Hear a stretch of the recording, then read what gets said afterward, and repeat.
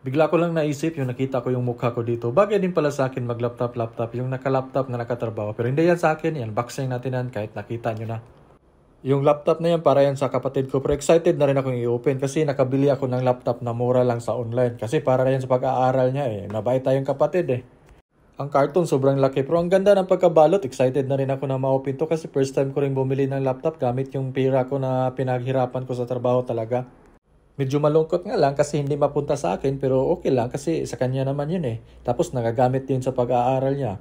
Tapos sinabihan ko na lang, galingan mo yung pag-aaral mo kasi mahalagang mahalaga talaga yung pag-aaral.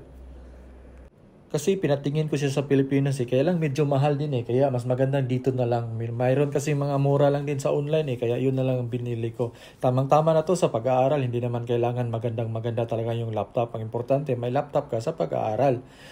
Tamang-tama din, pumunta yung mama ko dito sa Singapore, nagbakasyon. So pag uwi niya, mayroon na siyang dadalhin laptop. Habang binubuksan ko nga ito, parang excited na talaga akong makita yung sa loob eh. Excited na akong ma-open at malabas ko na tong laptop ito kasi iba talaga pag ikaw yung bumili at saka pinaghirapan mo yung pera eh.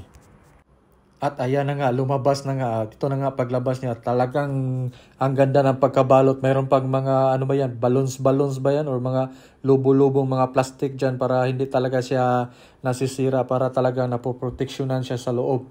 Sulit talaga yung pagkabalot nila at saka binalot talaga nilang mabuti para hindi talaga masira talaga yung laptop sa loob.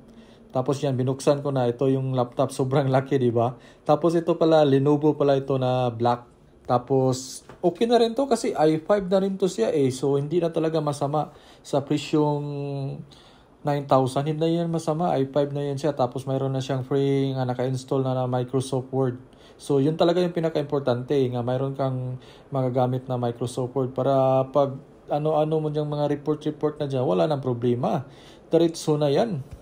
Siguro ang disadvantage nito nga laptop medyo malaki siya pero ang advantage naman siya matibay siya at saka okay siya. Kaya lang kung medyo maliit-liit yung magdadala nito hindi talaga pero ano talaga siya talagang sulit siya yung body maganda. Kaya lang medyo maroon siya pagka old model pa kasi nakita mo yung shape sa laptop hindi pa siya kagaya ng ngayon parang mayroon yung ngayon is mayroong paliit na talaga ito malaki pa talaga siya tapos parang ano pa yata to, ito pa yung parang laptop dati na may mga ano pa siya, mayroon, hindi talagang mayroon pa siyang yung sa DVD sa may gilid dyan. At Windows 10 na siya, kaya okay talaga siya, okay na gamit na to sa eskwelahan, pang ano talaga to, pang school.